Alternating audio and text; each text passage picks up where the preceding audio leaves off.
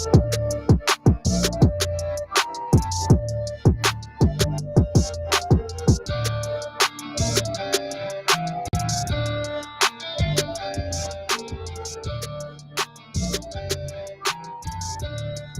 up, fight fans? We are back at it with another edition here at Round One Sports TV. I am your host, Edwin, and we have an amazing show for you here tonight. We're going to talk about all the upcoming events, boxing events that are going on right now in the world of boxing. So you're going to want to stay tuned for this. And I have to get back to the World Series. I haven't been logging on because these Yankees got me like, I don't understand. I don't understand. You know, they keep pitching to the man. You know, he hit a home run in every game in the World Series and a walk-off grand slam.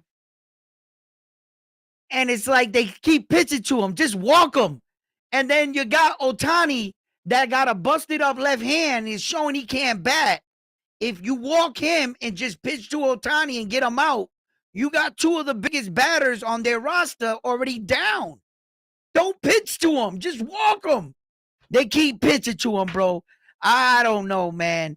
Yesterday it was a good win for the Yankees, but I felt like they beat them at their weakest. You know, they beat the Dodgers at their weakest with their weakest pitching. The Dodgers still got their best pitching in front of them, but the Yankees also got their best pitching in front of them. You know, game 5 and 6, we were going to see where, you know, how the Dodgers was going to close out in the bullpen. They elected to save their bullpen because they saw that the win was, so the Yankees took full advantage of it, which, and you know, as for like hitting and getting the confidence back in your team, no matter who you're hitting against, no matter what pitcher, that's a major league pitcher, he might not have the best stuff, right? But getting those hits, and getting Judge especially to at least get one a good base hit, you know. He hasn't homered yet, but standing, you know, they're doing their thing. Everybody got hits yesterday, which was good, and it boosts the morale. You know, with 3 games in New York, that was where I felt like New York was gonna, you know, do their biggest. But wow, man, Fat Joe came out and everything, and they still got, you know, they've been tough games. They've been tough games. They've been battling right there with them. So it wasn't like, you know, the walk-off home run, it makes the game look like it was further out from reach from the score than what the score actually was. You know, they were actually winning that game. So, you know, it is what it is. So let's talk about boxing before I go back to this. Hey, what's up, chat family? How you guys doing? It's always a pleasure to be back in the building with you guys. What's up? All right. How you guys doing? How you guys feeling out there tonight? You know what I mean? Where do all fights start? At round 1. Let's get this started. Well, we got a lot of interesting stories floating around in boxing today. You know, as the November, October starts to close, and happy Halloween to everybody out there. I'm gonna take my daughter out to trick or treat tomorrow, and you know, I'm gonna score some candy. You know what I mean? And like every parent out there, we need to test the candy to make sure it isn't poison. You know what I mean? These kids don't understand how we put our lives on the line. You know what I mean? To taste the delicious treats, you know, to make sure that they are what they are, you know. So, and to make sure, but my neighborhood is cool as hell. We get like full Snickers and shit, and oh, it's awesome. So, anyway, happy Halloween to everybody out there. So, starting the new calendar month, you know, November, you know, you got Keyshawn Davis coming in. He's going to be fighting Lemos, and this is an opportunity, and who I believe we should start watching out for. I think Keyshawn Davis, you know, some, not all boxers get kind of like a good start, with social media and a lot of coverage on boxing as what it is, you can get your name out there fairly quick if you're winning and putting together some impressive performances.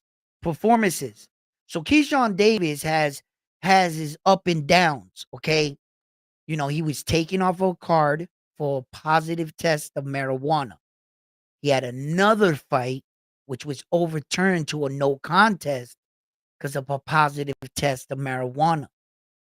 These two fights, although may be simple and to his team, they may say to him, to keep Keyshawn focused or something, be like, look, this happened at the early part of your career. You can get yourself together, get serious with the sport. You can rebound from that. And they were right in that aspect. But that's two fights he's taken away out of his record. Two paychecks that he altered. One paycheck, he never even got the opportunity to show up. So you're taking, opportunities, money, and the opportunity to score a knockout and also increase your stock as a boxer, your popularity. So Keyshawn Davis, he's talking the good talk right now, coming off of his last fight. People, always gonna have something to say about the kid. I like his patience in the last fight. I like the way he was he was fairly tested. He was fairly tested, and I think that that's important for a young fighter to have those kind of fights and to step up in the quality of opponents gradually. Just don't allow Keyshawn Davis to start getting a little buzz, and all of a sudden you want to start to throw him in there with the best fighters in his division, and I don't think he's ready. I don't think he's there yet. As we saw as Bruce Carrington's last outing, the young fighter was talked up and praised, even from myself. And it goes to show that there's levels to this boxing thing. But that some of these fighters are starting to find out, yeah, you were doing great. You're the man in your gym. But that doesn't mean that the way your performance, you're like, oh, I'm there. I'm at the level until you get in with that guy. And you realize that the guy that gave you that much problem isn't a world champion, isn't ranked in the top 15. And you're like, wow. So some fighters can take away from that. But one fighter that I want to keep in mind that I believe has good potential, and he can catapult from this is Keyshawn Davis, and he will be fighting and starting off the card. He's going to be fighting oh no, November 8th, right? Keyshawn Davis fights November 8th. The person that fights November 1st that's kicking off the card, I'm sorry, is Jermaine Ortiz. Yes, which was another fighter I was going to talk about to look out for. He's coming off his loss of a Teofimo Lopez, right? And he starts November 1st. Keyshawn starts off as like, for their promotional company, and Keyshawn's going to start off the beginning of the month at November 8th. And it's Jermaine, the technician Ortiz, which is now fighting on November 1st, and he should be coming off. You know, um, right now, Jermaine is coming off of a loss, but two fairly big names in the game at 140. You got Teofimo Lopez and Vasily High-Tech Lomachenko. Those are the top players in the 140-pound weight division. So there's no shame in losses to that. And most of us think the Teofimo Lopez loss was very highly controversial. And that's why Jermaine has to get out there right now and perform well. Not only, I believe, perform well, but really give the fans their money's worth. Not only that he has adopted this new persona that he's coming after everybody in the weight division. Now you're going to have to back it up in the ring. And Jermaine Ortiz is going to have to remind the world of who he is. He can no longer leave these fights into the judges' scorecards, as he's vividly expressed in numerous shows and podcasts that you're gonna see a different version of Ortiz. Not so much maybe a technician, but maybe a power puncher. Um, I was watching him in sparring. He looked like he was sitting down on his punches a lot more. He finished a few of his sparring partners. Um, so let's see what happens. Okay. So there are a lot of good fights too as well because ending October, O'Shaughnessy Foster, right, is supposed to be fighting too as well. And it got pushed back and everything. So now what I believe the best fight, one of the best fights I, in November right now is Jerron Boots Ennis. I think the return of Jerron Boots Ennis is big. I like that fight, and that Jerron Boots Ennis goes back in the ring November 9th, right? And that card, I like that card because Bam Bam Rodriguez is also on that card for the November 9th card with Jerron Boots Ennis. So I was thinking about that card. I was like, okay, we're gonna talk about that one too. We're gonna break down that fight card right there as well. Um,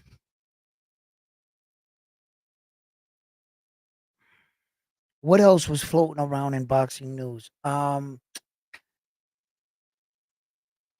Andy Lee said the trainer for Joseph Parker, he said that he's ready for Dubois.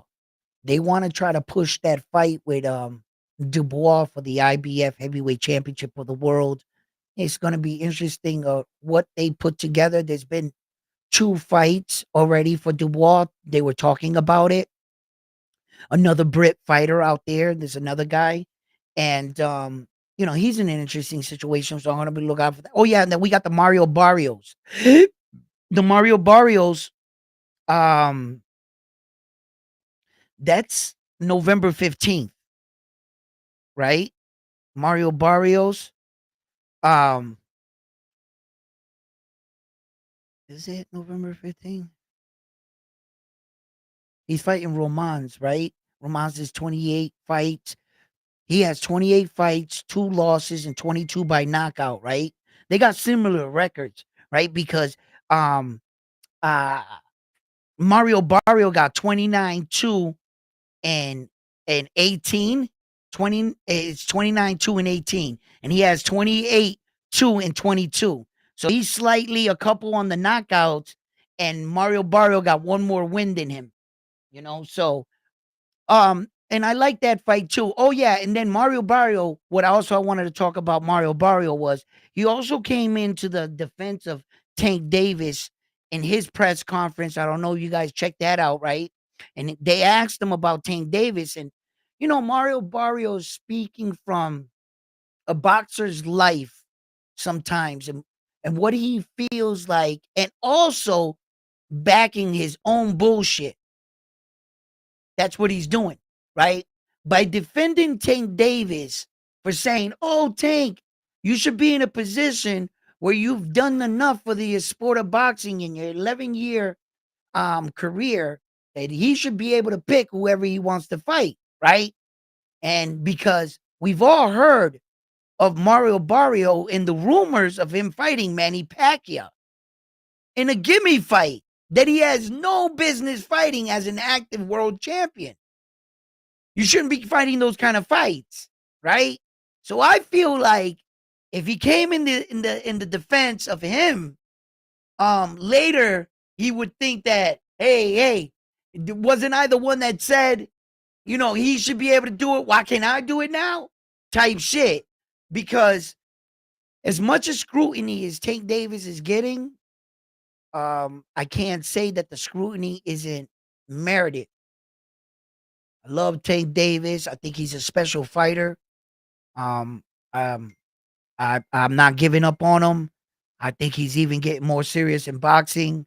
I believe that maybe Tank Davis might have fell in a hard situation at this point in his career, and because of the lackluster performances, I mean not performances, I'm sorry, lackluster opponents, opponents that he had to fight, that the fans didn't feel like he fought the right people, right? So Tank Davis got a lot of scrutiny, and now it's hurting him now.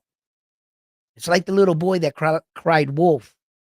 Every time you cried wolf, by the time something real happened to you, nobody was believing you. And I think that Tank Davis, you know, we saw all one by one, all the top guys disappear right before our eyes. It wasn't even, it was like it was hidden. Vasily went into negotiation with him, fell through. Belichick, the other champion, wasn't fighting him. At the time, William Cepeda was having a baby or something, or was going to try to fight Shakur, and that didn't pull through. Then Shakur was calling other people, and their schedules were actually open. Why didn't they put the fight together? But I'm glad that they didn't put the fight together, because if they did, Shakur ends up breaking his hand regardless. So that Tank Shakur fight was never going to happen. Shakur would have got all kinds of scrutiny for the broken hand. Fans would have said one thing. They would have scrutinized it, played it on video, saying he was faking, all kinds of shit. So now Tank Davis is being rumored that the PBC doesn't even have the money to put together this fight right now with Lamont Roach. And unfortunately, shouts out to Blue Bloods. Watch this little documentary. Then this other guy followed it up. So, of course, it sparked my curiosity, and I followed the breadcrumbs. Exactly what they said to do, I went and I did it. They're right. They're right. You can play it off like if you're paying for the event yourself. And interest, they'll give you everything. They'll tell you everything you want to know about the dates, times, and what's available weeks ahead. You can look on their website for their event. Sometimes, like, I've seen where events don't even have the fight scheduled. Okay, like for instance, Sabria Matias, when I went to buy tickets for that, when I went to look for Sabria Matias tickets in United States, like ticket.com or whatever, they didn't have tickets for the fight. I legitimately had to get on a site that was in for a site for Puerto Rico, and then go on their ticket site to buy the tickets for that fight. So I can see where that it can be misconstrued that the fight is not on the major ticketing sites. The problem with that theory would be it's in Houston, Texas on the flyers. It says Houston, Texas, which that's America, which commonly means it would be on the American ticket sites. And that's where I was like, See, we're not talking about a fight in the Philippines, Japan, China, the UK, Brit. We're not. So I was like, wow. So what they were saying actually was that this is kind of like a hoax, and that somehow, some way, the fighters' names were going to be put together, and then somebody was mysteriously going to get hurt or injured or something. I don't know. Then there were rumors saying that Tank Davis was pulling out of the fight because he's not getting the money that they're saying. What they're saying is the Tank rumors. These are rumors that they're saying that they're telling Tank, we'll give you $3-4 million up front. And after ticket sales, depending how the fight does, we'll give you the money. Then if that stands anywhere to be true, that means that the promoters weren't happy on Tank's last ticket sales. If they're questioning these ticket sales, so that means that they might have overpaid you in your last fight, and they didn't get what they wanted back, or anywhere near that, or for that matter. So that obviously shows that there's some shit going on over there in Tank Davis's. Who's lying here? I just saw Lamont Roach on an interview on some YouTube channel. I'm sorry, I should have did my due diligence and send them a shout out where you can go watch this video where Lamont Roach is actually being interviewed about the Tank Davis fight. He goes on to explain how 2 years ago, in fact, they once contacted him. At the time, he wasn't the champion. Tank Davis ended up fighting Hector Luis Garcia, which was the champion at a lower weight division, which Lamont Roach was supposed to be scheduled to fight him for the belt.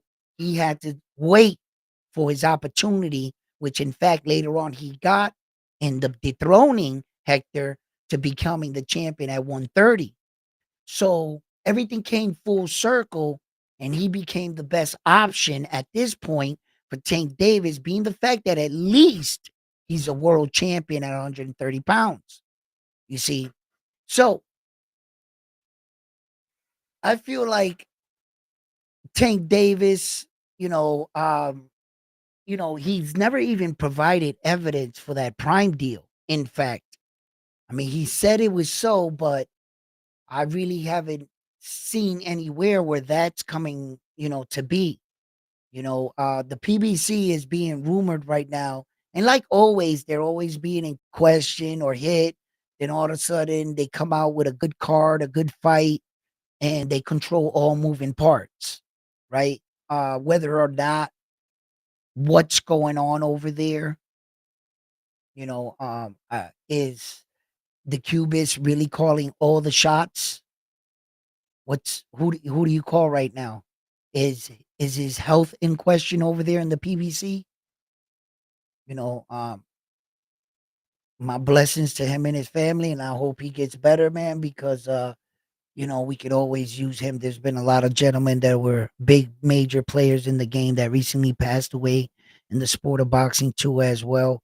And I just hope he's getting better because I've heard a lot of stories about, but nothing official, nothing that I can confirm. So, you know, until something is confirmed official from their side, I got nothing to say about it, but I just wish him the best. And I hope that the PBC really brings out these cards. I don't know how big Leonard Ellaby's role is in Tank Davis's career anymore, but I would like to think that Tank Davis is gonna give us some of these big fights. I hope so, you know. Yo, what's up, man? Work. How you doing? Hello from Japan. How you doing out there? Man, listen. You guys know who's out there in Japan. You know what I mean? The one and only one, Naoya, the monster Inoue. And the more people are talking about Junto, boy, listen, Japan's gonna have to hey. And this is the thing, right? In the beginning, you start off in your country like the Japanese fighters will soon always find out. They always seem to have been competing against themselves, but it's like boxing, there's level to star status in boxing as the Japan country is going to start to experience what we Americans have always experienced, right? Eventually, they're going to want you to fight the best of the best, which sometimes end up being your own countrymen. Japan right now is experiencing that with Naoya Inoue and Junto, and they want to see who's the best out of them. Quickly, that's how it is. See, you start off over there, you fight your own, like in America, right? You start off fighting your own coming up, right? And as you progress, come from a prospect to a contender to a world challenger and perhaps a world champion. You start to fight more different selection of fighters from all over the world, all walks of facing life in the world, right? And soon you get into a situation where you look around and you've defeated everybody. Errol Spence Jr. and Terrence Crawford. They completely wiped out the 147-pound weight division. There was just them two left. And the world decided, we got to find out. We have to know who's better out of you two. and they went up and settled their differences, and controversy aside, whatever you think, that's what happened, right? So now Junto and Naoya Inoue, they're soon going to feel that kind of pressure. Where I believe Naoya Inoue has entered a position where, having you notice, he stopped fighting Japanese fighters. What was the last Japanese fighter Naoya Inoue fought? Was it Ryu? Was he the last Japanese? Because I know he fought some Filipino fighters after that. He fought a few Filipino, Mexicans, fought a few Americans in between there.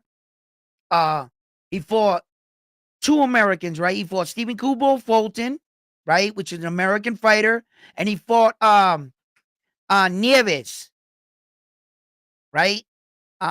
So Nieves was a Puerto Rican. He was an American fighter. So what was, I think it was him. What was his last? I think that was his last. Naoya Inoue's last Japan fighter that he fought against. So now his career has come full circle, where that Japan has been producing some amazing world champions. And they have a lot of world championships right now. I believe it's like 11 or something. I haven't checked lately. But they're doing fairly well, okay? This is their era. For that side of Asia, that side of the world, I'm going to tell you right now, Japan's leading the way. Oh, they're strong right now. But as you can see, some of the Japan fighters have already fought against each other, but the belt really didn't go anywhere. It just went back to Japan because the other fighter happened to be Japanese fighter, right? So, and it goes to show that a lot of those guys really are starting either to share secrets or, pass on information, getting each other better. A lot of those guys are starting to work with each other. And the one thing about Nonito Donaire out there is that he fought with a lot of those guys in sparring. And a lot of Filipino guys out there, they run in those kind of circles with the Japanese boxers and the amateurs. A lot of those guys know each other. That's just like our guys coming up over here. All the Keyshawn Davises and the Bruce Carringtons and the Camille Motons and stuff of the world. And, I'm pretty sure Abdullah Mason, ran into a lot of these guys in the amateur, which in fact, Tank Davis and Lamont Roach fought each other in the amateurs, I believe twice in the amateurs. So it depends what era you were in, and then there's always like, Naoya Inoue has the possibility of moving up. A lot of us is like, we're all like sitting there saying to ourselves, we're like, we got like our chalkboard out and we're like, he beat everybody. There's nothing left. Like, there's no other way to go. He's got to be going up this fight, right? And, boxing always produces another boxer. If you would ask me, coming out of the Luis Pantera Nari fight, if there was anybody else, I would have said no. And all of a sudden, Sam Goodman comes out of nowhere. And all of a sudden, he's like, I'm the number one here. And didn't you take step aside money once upon a time, Sam Goodman? Same shit like Tim Tszyu, So it's like Naoya Inoue right now, man. Look, there are a few good fights that can potentially emerge, but it depends how the fighters progress from here. John Casimero being one of the fighters suspended from Japan, you could definitively lock him out for a year out of Japan. Can a fighter such as John Casimero at his age, with a lot of the health scares that he's had in years following, Could that affect him? Could a year out of John Casamara's career really take him out of the equation for an Naoya Inoue sweepstakes? Is that a possibility after that? The possibility of Naoya Inoue fighting John Casamara in United States of America, although I don't see why he would do that when he makes so much money in Japan. And one of the biggest fights to introduce him would be a fight like, you know, Naoya Inoue and Junto Nakatoni, which I believe in their next fight card, they should be on the fight card. He should be on the undercard, which was his rumored to be. I'm not sure how true that is. Just like when they said that Saul Canelo Alvarez is still going to be fighting in Japan and Naoya Inoue is going to be the undercard, which is just ridiculous, right? And then how do you convince Saul Canelo Alvarez to go to the undercard or say a code like no main event? No, come on, man. That sounds crazy. Like Saul's gonna be down with that and get paid? Who the fuck can pay Saul Canelo Alvarez fight in an Naoya Inoue fight in Japan? Who got that kind of money?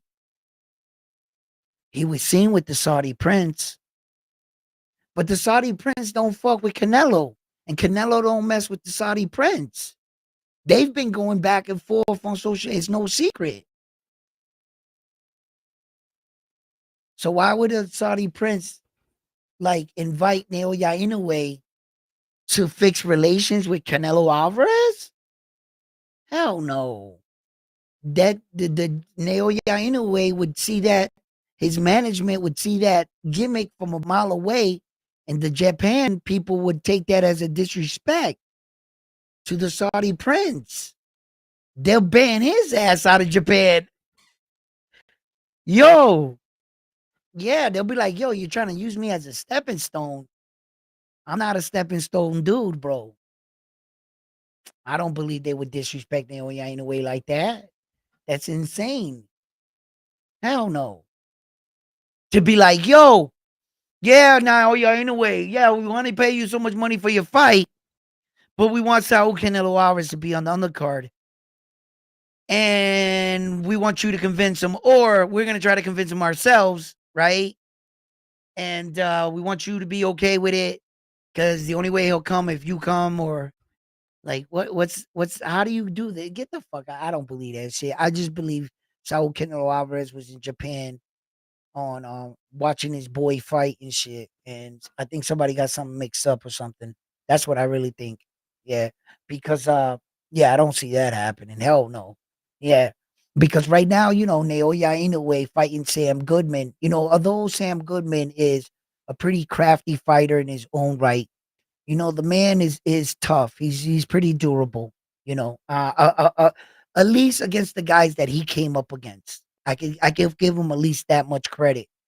I don't believe that any of the guys that Sam Goodman has ever fought it throughout his entire career are quite on the level as Naoya Inoue, but I'm gonna tell you right now, this is boxing. Shit happens.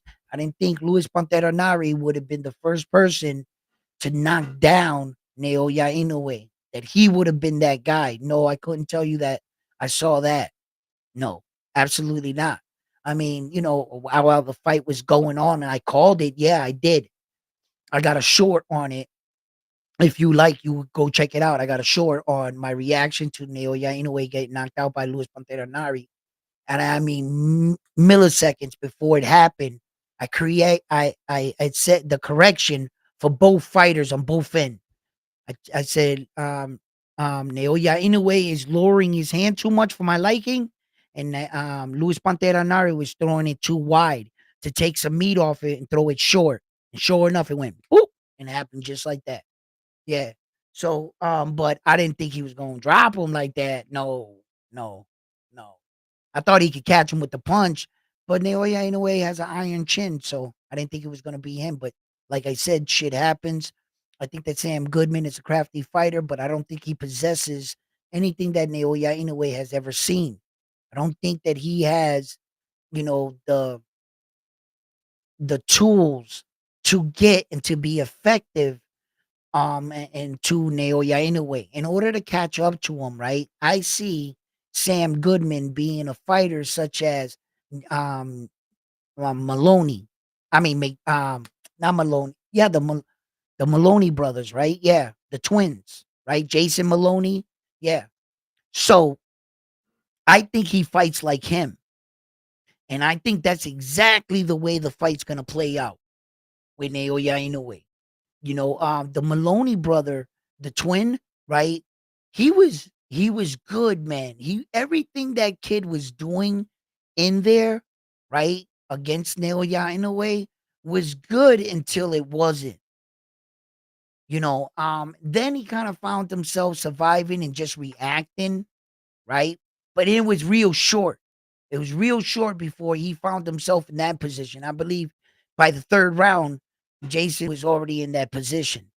But what I mean by what he was doing was good was he was at least standing there and exchanging and surviving the exchanges. He really was surviving these exchanges.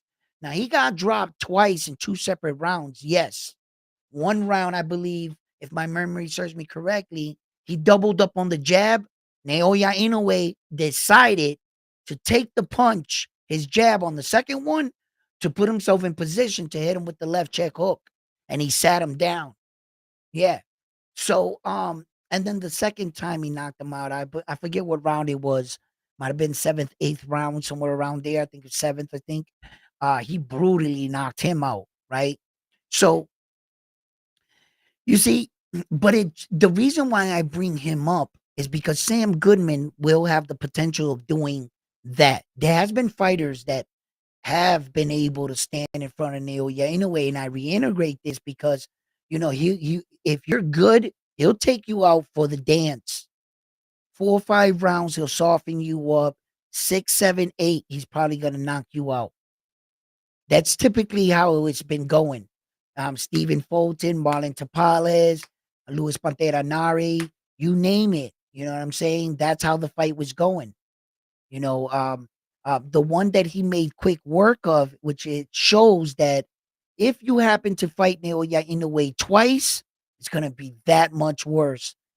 Um, Donaire went from a 12 round decent fight, better. More um it was more like an active fight. It had a lot of action. It was more of an action fight than it was close on the scorecards. Do you understand? Like, I do think that Naoya Inoue beat him hands down. They wanted to make it seem like it was a better fight. So when you fight him again, he went from a 12 round decision to a second round knockout. Like, he barely survived the first round. That's how much he cut off in the fight. Like, observers and spectators leading into the Donaire 2 fight, they were like, we're in for another battle. I think that this fight goes another 12 rounds. I think that both men, have figured each other out. I think Yo, he showed, if you fight me a second time, that's it. That 13th round, it was a doozy. So Naoya Inoue is a really, really he's a really intelligent fighter. And there's only so many boxing things you can do in front of him. He's mastered the dance so much that if a lesser fighters that are not at least the top of what boxing world has to offer, if you're not up there, he's gonna really make you look bad. So these performances, he's been fighting mainly left-handed fighters for the most part. Okay, and I believe that Naoya Inoue right now, he has a lot of options. I think that Sam Goodman is in for a very long or short night. Don't see how Sam Goodman wins in this fight, but just like today when I was watching some of some of my legends. I like to like tune in every now and then and you know check in on my boxing legends and the fights back then. And there's something that I thought of today too that I need to like remind the people that at times you'll hear me talk and I'll say, name me a fighter that's ever done this. But if you haven't been on my channels, and didn't come up with me, I feel like I got to reiterate this. I don't count the guys from rounds 15. From the times that the fights went 12 rounders, became 12 rounders and up, that's kind of around the era I compare our fighters nowadays to. That's about as far as I'll go. If you didn't know that about me.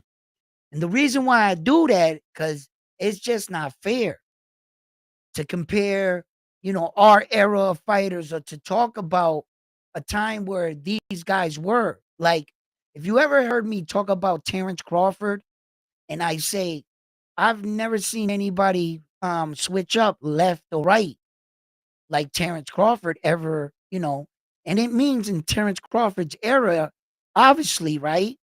But I also give it like 10 years or so down, right? I would never compare Terrence Crawford to like Marvelous Hagler. Like I don't think that would be fair, because although Terrence Crawford is good,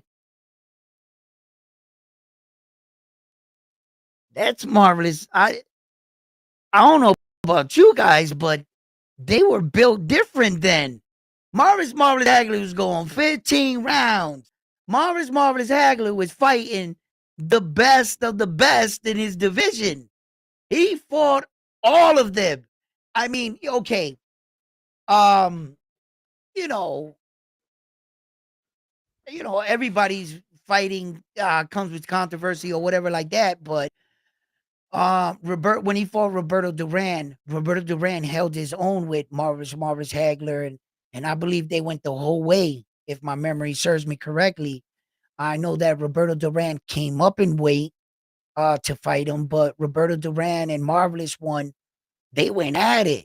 Just before, if my memory serves me correctly, just before that Roberto Duran fight, he fought he fought a unification fight. He fought a unification against fucking um one of my brother's favorite fighter, John John what's his name?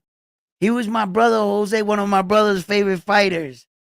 He used to come out of the room saying his name. I can't believe I can't remember his name. Um, it'll come to me. It'll come to me. Like, but anyway, my point was that Marvis Hagler fought just the top echelon of, so you can't really compare him to like Terrence Crawford. I wouldn't do that. And I wouldn't recommend to do it. So I don't do it. So when I speak of Terrence Crawford, I'm only speaking of the guys like in his era and like maybe 10 or so years back. And I'll argue, a lot of the champions all the way, but it has to be within 12 rounds because I think that we got to be on the even playing field. I can't judge you in your career with you're only doing 12 rounds, and these guys were fighting 15-round fights. And then if you even go further back in time, it just gets ridiculous. So at some point in my show, I had to make that, that I talk, within that gate, that frame, that window. I don't think that we should put these fighters against Sugar Ray Leonard, shit like that, man. Not in that kind of era. It was just different, And the four horsemen did collide out over there. They fought each other. And some on the tail end, that Sugar Ray Leonard, Marvelous Hagler was way past its prime. You know, we thought we were never gonna get it. Then he comes out of retirement type shit. So but as far as fighters switching lefty and righty, yeah, the Marvelous one, he was him. He was definitely him when it came to that. He was criticized sometimes when I remember a ring announcer saying, "I don't know why he's choosing to fight left. He's having success against Duran right-handed." And they were wanting him to switch back to right hand in that fight against Roberto Duran. That was a good fight. Duran did great against him, man, for being. And I mean, Marvelous One was a true middleweight. He was a real middleweight. Duran coming up like that. I think he did good, man. And then he was wobbling, fucking. I remember, yeah, but I gotta go back and watch it some more, like the real, like long version of the fight, because sometimes I think shit happens, and then that surprised me the other day against Felix Trinidad, and some of his fights, and I went back and watched some of the fights, and was surprised in some of the situations, and he was a dominant champion, man, Tito, but he really never changed his style. There was too much homework on him. By the time he fought Bernard, there was just Bernard had too much time. He was a bully fighter. He was really like, but he was a smart fighter, Bernard. He was real smart. He had a high ring IQ. He just outsmarted. He knew exactly how to fight Tito. He knew that Tito was going to get tired if he made him push off of him, and he kept him like that, and he kept smothering him. And what he knew that Felix couldn't fight going like that, or he wasn't conditioned to fight like that. And soon Tio's technique would start to fall apart. And he was right. He was right. It was too much homework. That's basically what it came down to. Every time I heard Bernard talk about that fight, that's basically what he talked about. All the film that he had on him leading into that fight, like that. Then Felix Trinidad comes back, right? The Mayorga fight, that scared me when he fought Mayorga, because Felix was coming off a 2-year hiatus. Don King paid him an outrageous amount of money. Remember that? All the Puerto Ricans they was like happy and upset because they felt like at the time Mayorga. See, you gotta understand what the time frame was. Mayorga was fucking on a up. He was on a up, but he was faded seeing a lot of like court shit in his home country for like hitting women and shit. They said he was drinking, smoking, gambling and shit. Mayorga was like a real tough guy, a bad boy. He really was. You know, um, no Diddy, right? So Mayorga was on a rise at the time. And I remember my dad talking about it. He was like, nah, they fucking setting Felix Trinidad up. They put him in with this fucking killer Mayorga that's knocking everybody out. And fucking our Gallo hasn't been fighting in 2 years. Look how fat Tio looks. When Tio announced that he took the fight, he was like this. Remember, I think he had a piece of cake in his hand the day he announced the fight with him, with Mayorga, right? He was fat as shit. My dad was complaining. I remember that. And then Felix beat the brakes off him, bro. He beat the brakes off that man. Yo, I was so happy. I remember we rented out the place. We had like a buffet. We had chicken wings. All of us, we was there. We had 2 screens. Yo, we had a stupid corillo, right? Watching the fight. Yo, that was a great night. When your fighter wins, that's those are those memories in boxing I live for. And we're gonna get some good fights coming up now. But guys, listen, tell me what you guys think. Crawford already has 15 championships, titles, defenses, and still's going. Yeah, of course. He's the fucking man, Terrence Crawford. But that's why I don't compare him to Marvelous Hagler. So when you hear me talk, I only compare him to the guy's got 12 rounds. And as far as that goes, he's the fucking best. What's your point? That's exactly what I talk about. But I don't compare to my fucking like my legends of old and shit, because that's not right, bro. You are who you are in your era, in your time. You know, if he didn't, Mayweather and him weren't in the same era, that's not their fucking his problem, bro. Had he been there, then they probably would have fought. But we'll never know that. But I believe we got to give Terrence Crawford his credit for his era, and for what he does in his time. And he's obviously at the top of the food chain. We would just like to see more activity out of Mr. Terrence Crawford and to show that he's, willing to take the big fights. He has, I mean, he stepped up in weight. His last fight, he entered a new weight division, which now, this late into his career, he finally entered his fourth weight division, you know, um, and a lot of fighters suffered during that Corona epidemic time. You guys remember that shit? It's 2 years out of every boxer's career. Big fights couldn't be scheduled. There was no crowds. There was no reason to get in the ring. Every fighter wasn't willing to fucking get in there for peanuts and give the stellar fight they would have gave in front of a crowd in Las Vegas or New York, Madison Square Garden, and they're giving that kind of performance in that fight with no one there. Remember when Teofimo Lopez and Lomachenko went at it?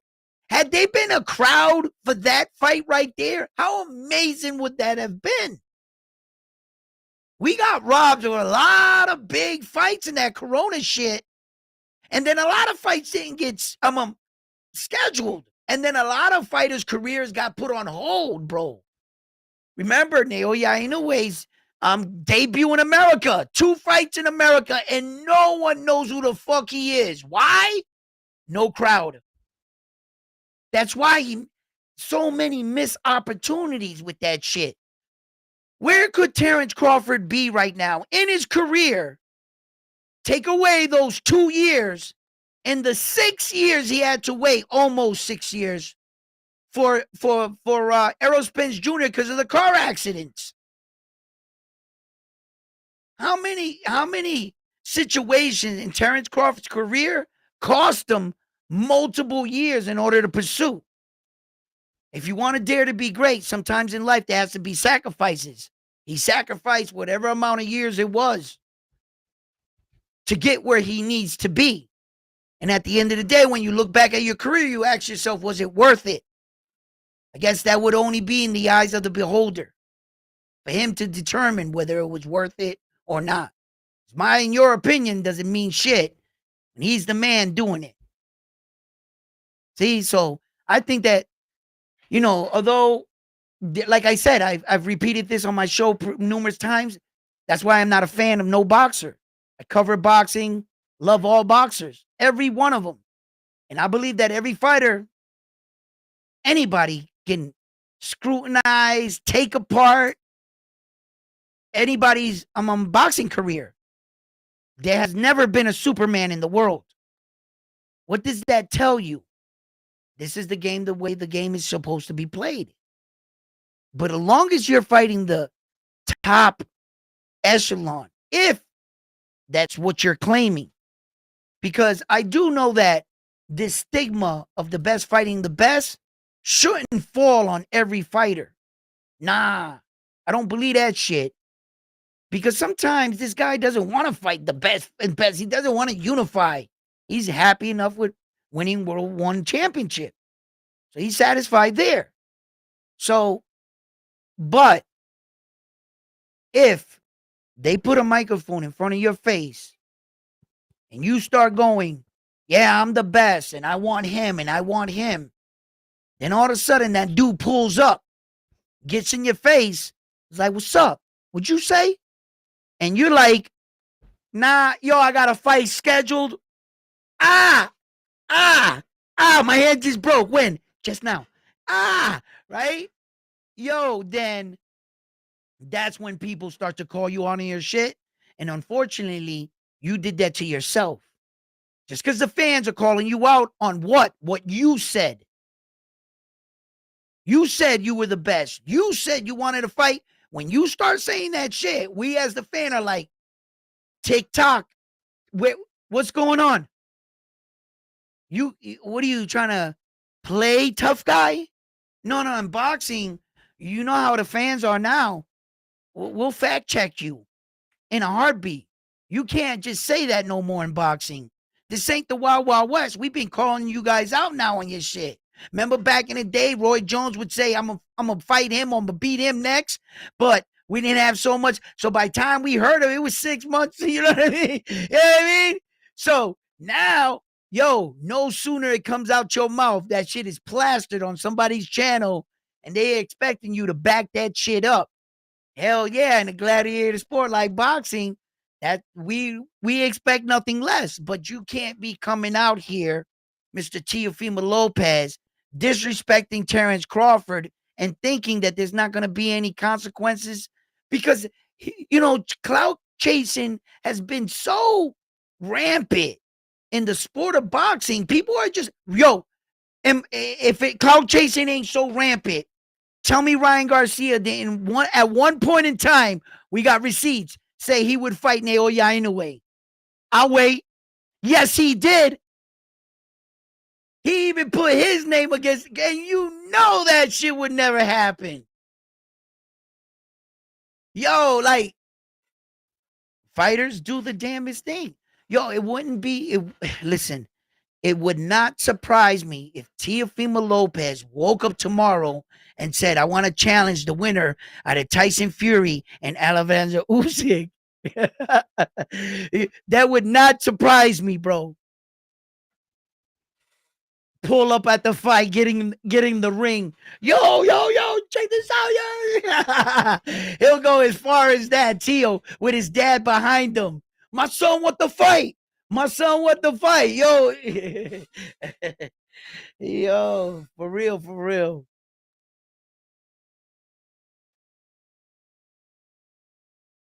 And that's and that's the stories that are going on in the sport of boxing, guys. Listen, guys, I got to tell you, man, this World Series is about to start. I know I'm about to get another headache. Please pray for me. You know what I mean? Yo, these Yankees shit, right? This is biblical. You know what I'm saying? Yo, my family's stressed out, all right? I like talking to them, and they're in better spirits when the Yankees are winning. So, yo, go Yankees. So, listen, fight fans, I'm going to cut this video right here short. Thank you for tuning in. Like always, if you haven't already, please subscribe to the channel. Give me that thumbs up and let you know that you like what I'm doing. Check out the new little round one thing. I try to freak it as best as possible. Yo, it looks good, right? Little boxing gloves up there and shit. Hey, but thank you for subscribing, and please donate to the channel. It always helps us to get to these fights and bring you the best content and the best videos. So, fight fans, I'm on to the next one after this one here at Round One Sports Talk. You guys have been amazing. Have a good night. Peace, and have a good trick-or-treating. And don't forget to check your kids' bags and make sure you test for poison. You know what I mean? I hope there's no real poison in there, but because we, the parents, put ourselves on the line to taste these delicious treats for these children to make sure they're okay. All right.